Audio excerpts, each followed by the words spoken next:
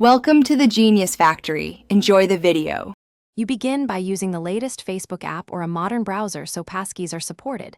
This matters because older clients won't show the option.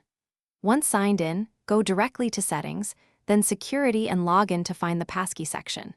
You'll need your phone's biometrics or a hardware security key connected now. This is the first actionable step.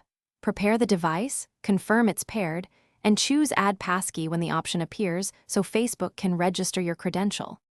Once you select Add Passkey, Facebook will prompt you to pick the device or external key you prepared. Choose it and follow the native prompts. You must confirm using biometrics or enter the device PIN so the credential is generated and stored securely.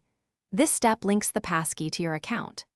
Make sure to give the passkey a clear name so you know which device it represents, and if Facebook offers backup or recovery options, set them now to avoid lockout later.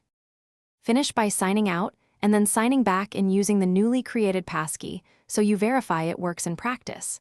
This proves Facebook accepted the credential. Make sure you still have a backup sign-in method enabled and a recovery option stored safely to prevent lockout. If the passkey registration fails, check that your browser and device support WebAuthn, confirm Bluetooth or cable connections for external keys, and retry registration after ensuring any security. Thanks for watching. If you found this helpful, don't forget to like and subscribe.